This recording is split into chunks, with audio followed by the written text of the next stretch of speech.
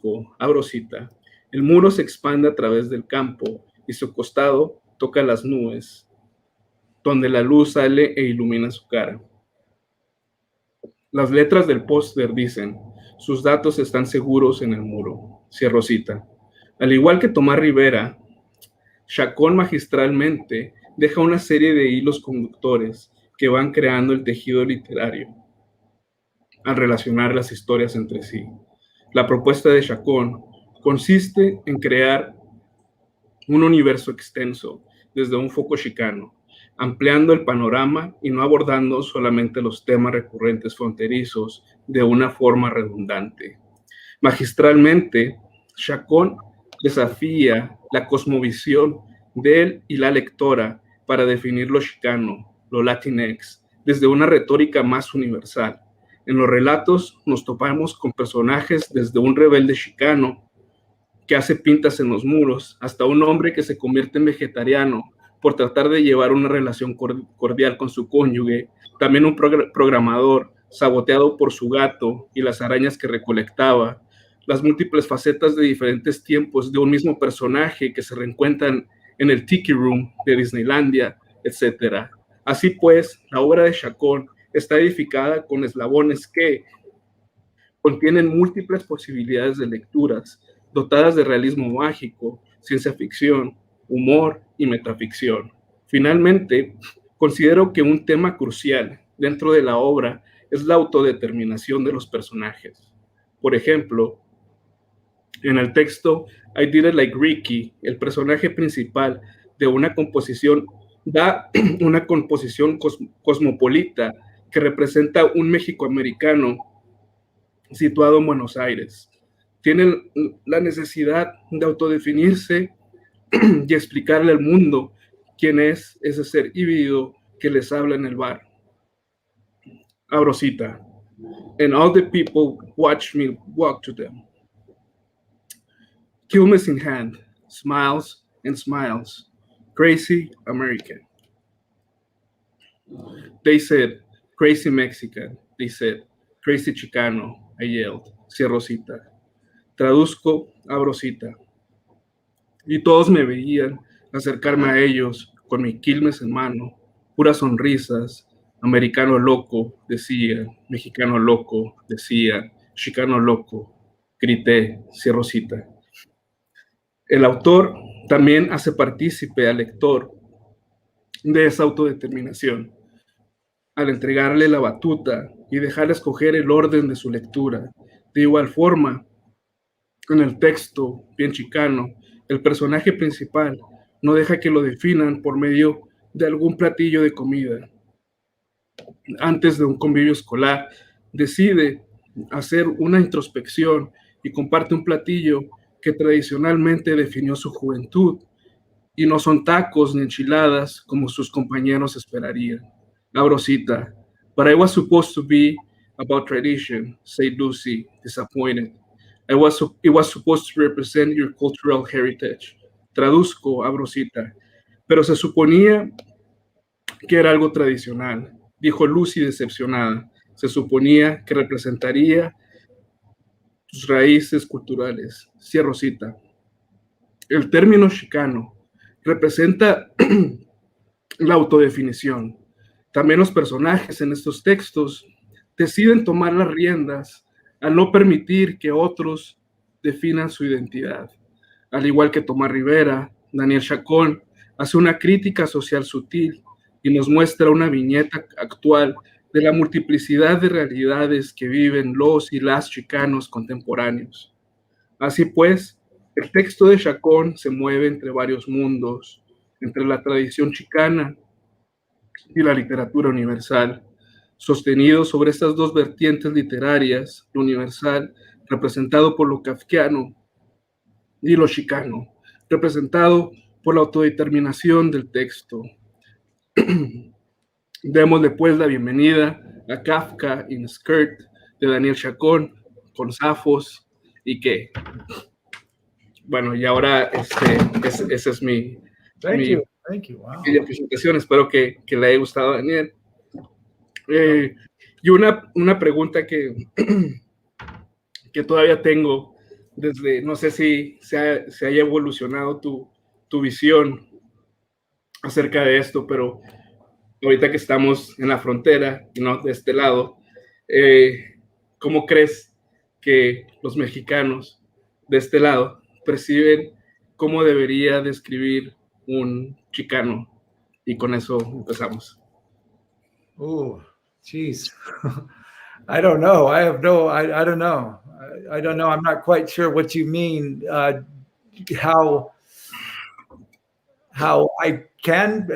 How they do perceive Chicanos, or how I think they should perceive Chicanos? Oh, both.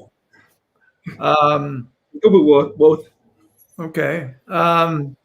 Wow, that's a tough question. I don't know. I guess. I mean, obviously, I'm speaking English right now, right? Y yo puedo decir algunas cosas en español, pero tengo un acento muy fuerte y me da vergüenza de hablar español, y por eso siempre estoy hablando inglés. Hasta ahora, en la Feria de Libros de la Frontera, estoy hablando inglés. Es que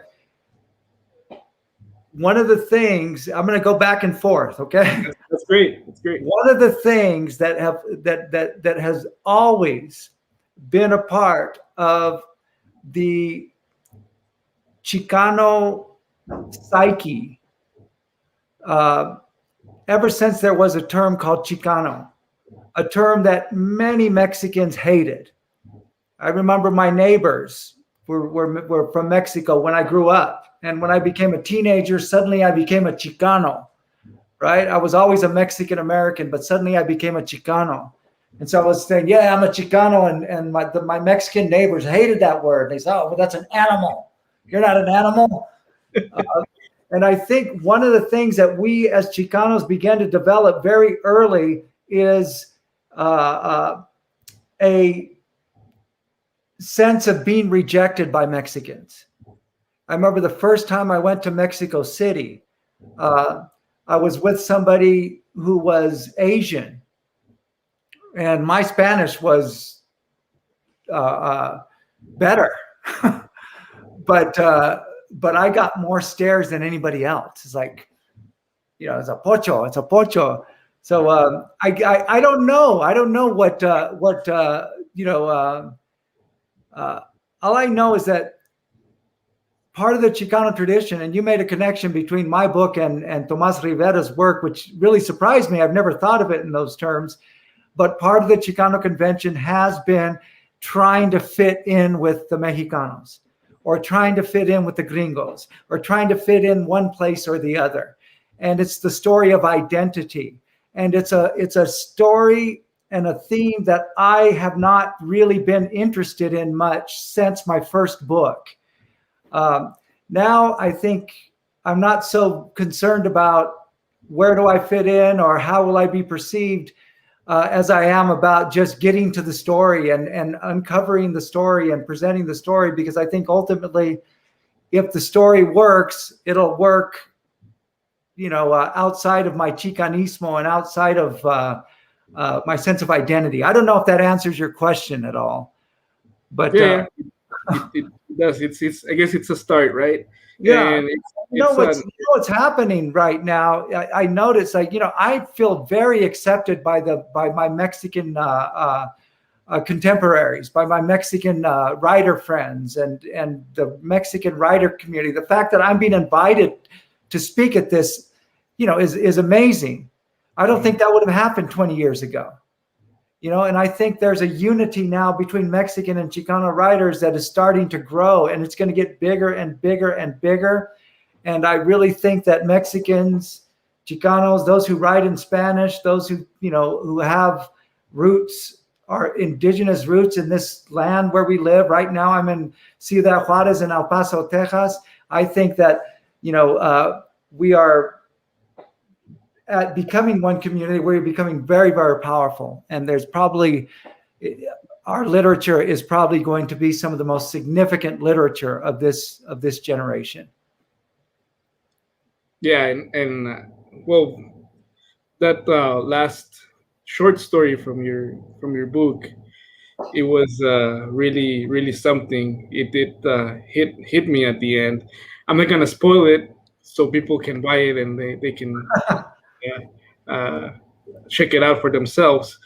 But I think that this that's I guess that's a new way of continuing that tradition. Like like I said in my paper, you're yes, there's a criticism there to society and how we're being perceived, but it's been I guess done in different ways. So yeah, so I thought that was that was very good because you're taking a different approach than like that Chicano tradition. So that's I think that I give you kudos for that, and that was very very good. Um, hay un comentario de Esperanza Solís donde dice que la palabra chicano se utiliza de forma despectiva y no precisamente como riqueza lingüística. Can you add to that? Well, that's exactly what I was talking about. My neighbors, to them, Chicano was a bad word, but it's not just a bad word with some Mexicanos. It's also a bad word with some Hispanics in the United States. It's also a bad word among, the pochos. Nobody likes the word Chicano. It's extremely divisive. It's extremely divisive. And I think that's one of the reasons why I used it in this book and why I continue to use it is because it's the source of misunderstanding remember I talked about the early Chicano literature. It dealt with labor issues, but it also began to evolve into literature that dealt with identity. Who am I? I'm neither Mexican nor am I American. I fit somewhere in between, right? And that has been the theme of Chicano literature probably for, a couple of generations. And although I think that's an important theme, that theme is not really what I'm preoccupied with. Because if you look at the table of contents where it says, if you're looking just to read Chicano literature, read these stories, then you can throw the rest of the book out the window, right? And so if I were too concerned with the rejection of the Chicano, which again is widespread, Mexicanos have traditionally rejected Chicanos and Hispanic Americans have traditionally rejected Chicanos. So we're rejected by everybody, right? But what I like about the term Chicano and the reason why I think it's powerful is because it is incredibly politically assertive. And I don't set out to write political work, but I have a Chicano perspective in the sense that I know I come from an oppressed people. I know I live in an oppressive area. I know that in El Paso, Texas, I'm from Fresno, California, so I grew up there. But I know here, which has always been a bilingual city, you used to be punished to speak Spanish in the public schools. So I know all this stuff, and all this stuff is going to come out.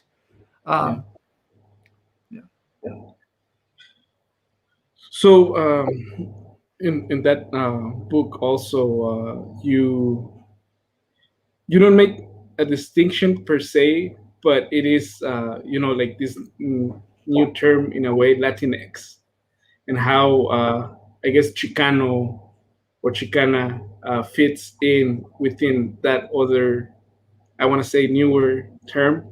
So do you want to elaborate on that, or what's your perspective?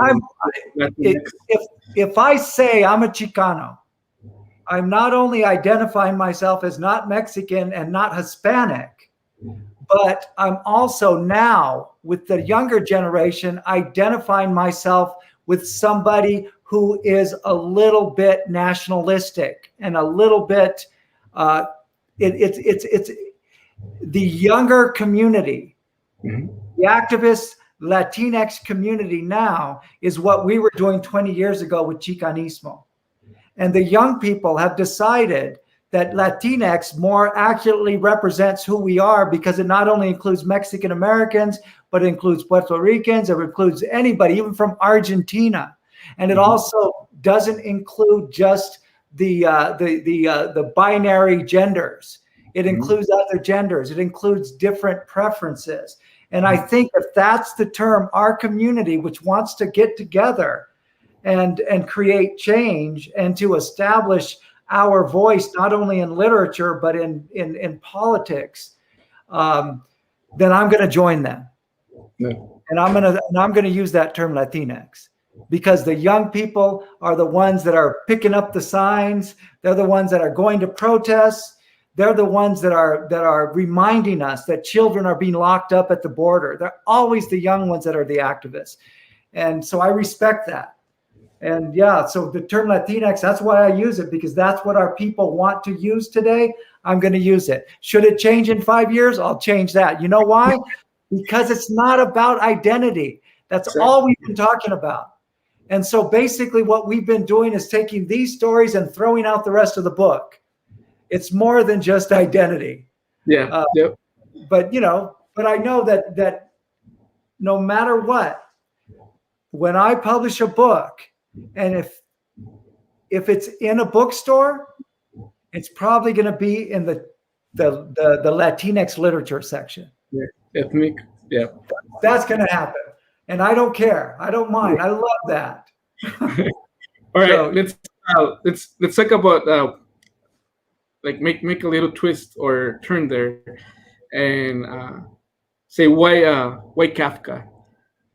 Why not Camus, or why not another author? Tell me more about that. The book has nothing to do with Kafka, and you could probably look at the wall. The wall is this incredibly huge data storage company. Let's say instead of iCloud and instead of Dropbox, there was only one major company that was storing everybody's data. Every picture you've ever taken, even the ones you've deleted, every text you've ever sent, even the ones that you deleted, are all stored in this wall. And this wall is itself an oppressive tool. And it is not even a tool. It's more like an oppressive structure of society. And we have no option but to participate, because every time we use our device, even this is going to be stored in the wall, right? So you could argue that there's a parallel between this wall and the Great Wall of China that Kafka writes about in his story, where he's basically arguing that the Great Wall of China was not really meant to protect us from our enemies, the enemies of the Chinese, but rather was made to make people in China feel like they were doing something, make them feel like a nation, make them feel like they're together. And that's also what's happening with Donald Trump's wall. It had nothing to do with keeping out Mexicans. It only had to do with making racist people happy and making them feel like they're doing something. And so you could probably make that parallel to Kafka, but it wasn't intentional. The only reason why I use Kafka in a skirt is because that excerpt that you read in that story, where this woman is saying, burn everything, delete it, not burn, because there's no manuscripts. Everything is stored in the wall. Everything's been stored in that cloud, everything she's ever written. And she gives him the password and says, burn it. Don't ever, just delete everything. And I like the way when you left out a part, the guy who's telling the story, he says she was wearing a white skirt that day. And then the narrator, who is a woman, says, what does a white skirt have to do with it? Why are you even telling us that? Because she's identifying his male narrative imperative, which is to sexualize. Yes. And so that's where I thought, yeah, what do you think? That's like saying Kafka in a skirt. Why? Just because somebody writes like Kafka or has a similarity to Kafka, you got to put him in a skirt? And it's very sexist and misogynist. Mm-hmm. And so that's why she points it out to him. And I like the way that sounds, Kafka in a skirt. So that's why I called it Kafka in a skirt, not because I'm trying to make parallels to my work in Kafka. I don't think I write anything like Kafka. I think very few people write anything like Kafka. And if they did, most of their work would be pretty boring. Because Kafka, he had the ability to see beyond the veil of reality like few people ever get. But if you look at his body of work, there are probably 2 to 3 perfect stories and not a single perfect novel. There's just incredible parts of those novels that we study, because if we could enter into Kafka, we're in for an experience that takes you out of time and space and puts you into something eternal. But I certainly wouldn't want to have to write thousands and thousands and thousands of pages for all my life to only have 2-3 good stories. Yeah, you're right. And no offense to Kafka, because I think Kafka, like I said, he had a glimpse into reality that very few human beings ever are able to get. And I admire him for that.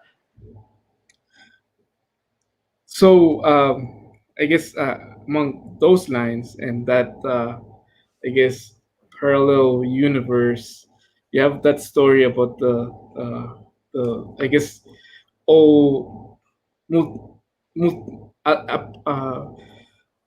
a guy that was, I guess, divided or was himself, but from different times, and they were all coinciding in Disneyland. So that was a very interesting approach. How I guess how we we're all emerged on this, or immersed in all this pop culture, and we romanticized even the most trivial things like Disneyland, right? And how this person, like his life, rotated around that idea or around that theme park. So that was very interesting. But I want to hear from you what inspired you to do that story, or what was the intention of that story from your perspective? Okay, I first of all, I know this is going to sound I don't know how this is going to sound, but I don't write stories with intention. Okay. I write stories by first following the language. I hear something and I follow it, or I see an image and I try to find the language that will take me into that image. And then when I started writing that story, I had no idea even what it was going to be about. Mm-hmm. But when you start to follow language, the form of the story and the meaning of the story starts to grow in front of you until you go, oh my God, that's what it's about. Mm-hmm. That's what happened. And what happened was this guy goes to Disneyland in his 50s, and he remembers all the other times that he went there in his 20s when he was a kid. And he starts to see himself. He sees himself when he was 7 years old. And the 7-year-old kind of gets lost in his world and says, how do we get out of here? And they're both kind of lost in this non-spatial, non-linear time where all times are coming together at once. And so they're able to communicate with different versions of themselves. And this is something that I have been doing for many, many years. I have sometimes been in a situation where I see myself at an earlier age, or I see myself in the future. And everybody, I think, on some level experiences this. We just don't believe it. But I believe it. So I start to have conversations with earlier versions of myself. And sometimes an earlier version of me can tell the current version of me what I need to do. I can go to advice from a younger version. But even more valuable, I can go to advice to an older version. So this is just the way I live my life. And I know it sounds weird, but I remember one time I was applying for a job and they brought me down to Minnesota for an interview. They put me in a hotel and it was really cold in Minnesota. And I didn't want to take the job because it was really cold. And it was a small town with like 3 Mexicans. It was really, really, and I remember going outside of the hotel and just looking at the town, and there was snow everywhere. And I saw myself pull up in my truck, the truck I had back in California, because I flew to Minnesota, get out of the truck and walk into a Sears.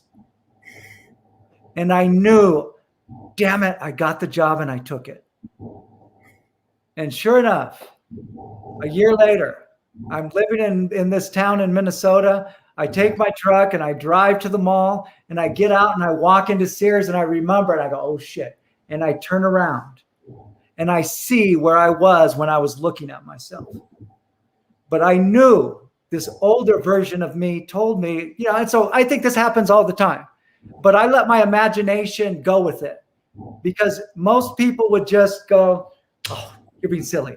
And then go on to something more serious. Yep. But I follow it. I believe it. I go, oh, okay, so I got the job. Shit. I don't want to live there, but I took the job. Obviously, there's proof. Right? So to me, I think this is something that happens. And if you allow the imagination to consider why it's happening, then you can you can communicate with different versions of yourself. And the fact is, everybody on any level of science or mysticism, everybody will tell you the same thing. Time is not linear or chronological. All times exist on some level. All space-times exist at exactly the same time. And if that's true, then we're going to get glimpses. And it is true. Einstein's theory of general relativity has proved it.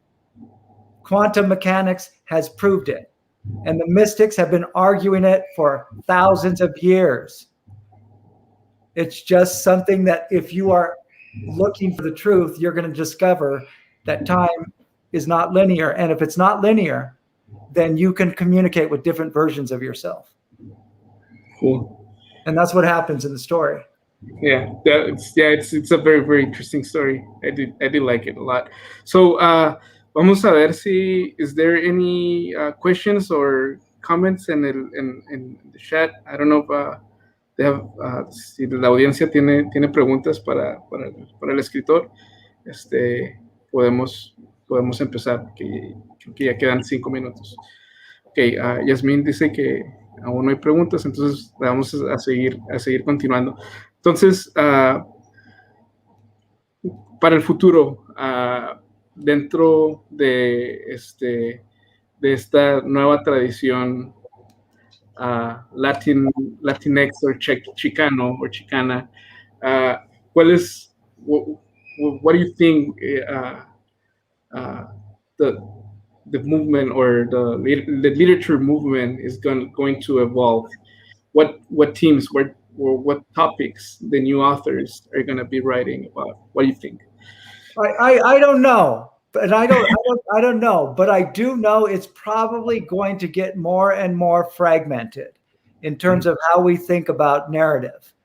And I think, that's been happening for 100 years, and it's still happening. And if Latinx people, Mexicanos, people from Buenos Aires, people from China, I don't care, wherever they're from, they are beginning to tell narratives that have a different sense of time, that's a little bit more fragmented. I think that's going to happen in literature in general.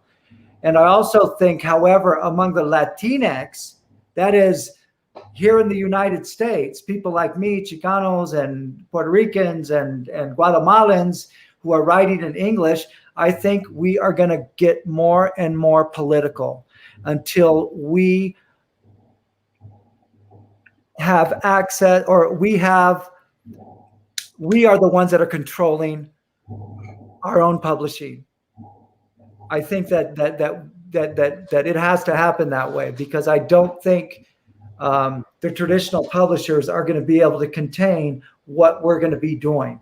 That doesn't mean there's not going to be some writers like, I'm reading this. I just got this book today. Where is it? Like this, like her, right? She's from Mexico City. She's an amazing writer.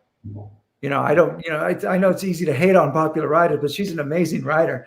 But it's incredibly political. And if you look at Tommy Orange, one of the most popular Native American novelists to come around in years with his book, There, it is incredibly political. And I think we're going to continue to become political, and maybe all the way, not maybe, but inevitably, we're going to control our own publishing world. And I think our relationship with Mexico and Latin America is fundamental to that shift.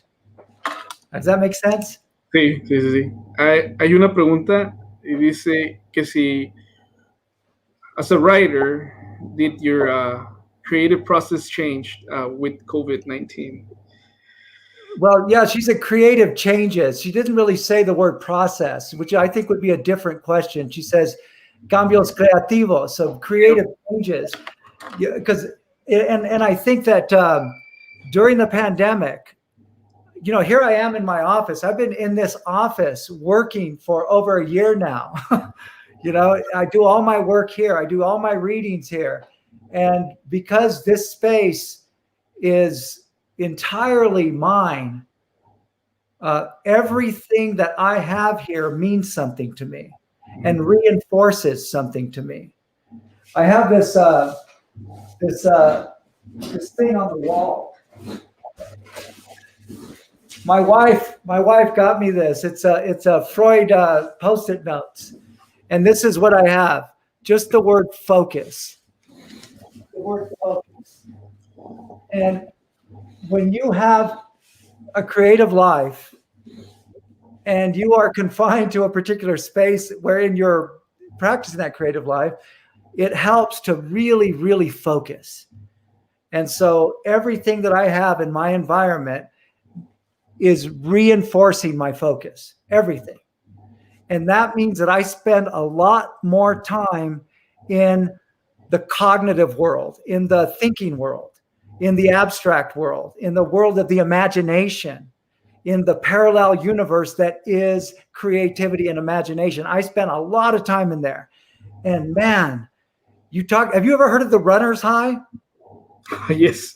The runner's high? The runner's high, if you run for an hour, if you're really fit and you run for an hour, you're not going to get runner's high in 15 minutes. It's going to take at least an hour. But you get that runner's high, man, the endorphins are released, the dopamine is released, the endocannabinoids are released, and you literally get high. One of those chemicals that is released is the exact same chemical that gets released when you smoke pot. You get high running. There is such thing as a thinker's high. If you are in that space, focusing for an hour, sometimes it happens. You get the runner's high and you feel high and you go into worlds that you never would have been able to go into. And that's what's changed.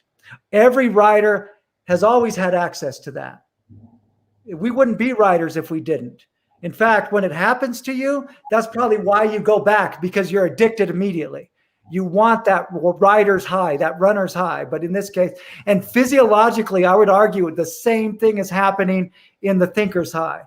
You go, wow, and endorphins are released. Dopamine is released. Endocannabinoids are released. These neurotransmitters and chemicals and hormones are released that give you the ability to rise outside of your body. And you just shoom. So what it has changed about my creative, or what creative changes it has made, is that now I have a little bit more access to how to evoke the writer's high anytime I want. I think before I just got lucky because I had to go to work. I had to teach a class. I had to do this. I had to, travel to Austin to do a reading. I had to go to London to teach a class during the summer. I was flying all over the place. Ever since the pandemic, you know where I've been? Yep. And so that's I think the biggest change is my focus. Ok, hay otra pregunta. Entonces, con Latinx, ¿habrá la posibilidad que afecte la literatura mexicana? Well, you know, I think that more than affecting the Mexican literature, I think the two literatures have the opportunity, especially now that Chicanos like me are being invited to book fairs in Mexico, and I'm speaking English, and I'm a puro pocho. I think what is happening is that we have the opportunity to become one community. And I don't mean that we all have to write the same or feel the same way, but that we can, I think Chicanos, Latinx writers need to identify with Latin American and Mexican writers more so than North American writers. And I think Mexican writers and Latin American writers should ultimately identify with Latinx writers as well. I think it'll make us a stronger, I think it'll help us influence each other in positive ways.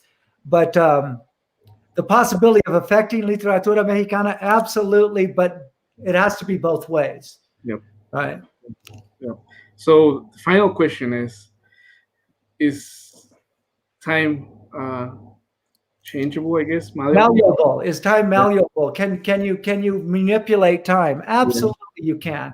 But one of the laws of physics, the third law of thermodynamics, everybody knows is entropy.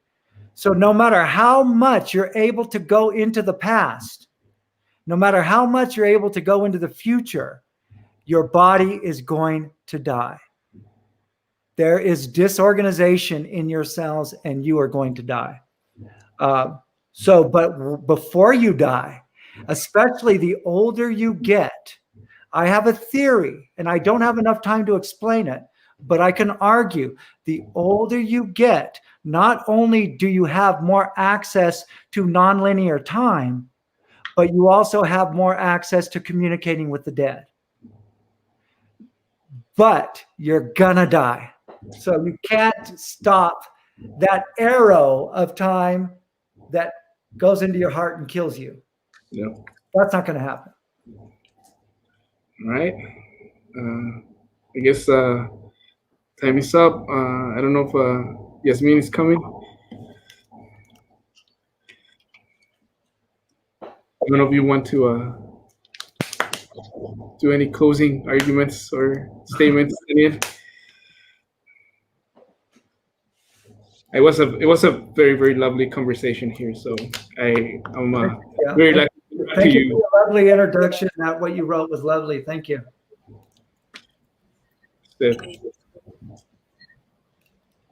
A nombre de la Secretaría de Cultura del Estado de Chihuahua, la Subsecretaría de Cultura Zona Norte y la Feria del Libro de la Frontera 2021, agradecemos la presencia de Miguel de la Cruz y de Daniel Chacón. Asimismo, les agradecemos a ustedes, espectadoras y espectadores que nos hayan acompañado. Les recordamos que pueden conseguir este libro en la página uipress.arizona.edu y en Literary Bookshop en El Paso.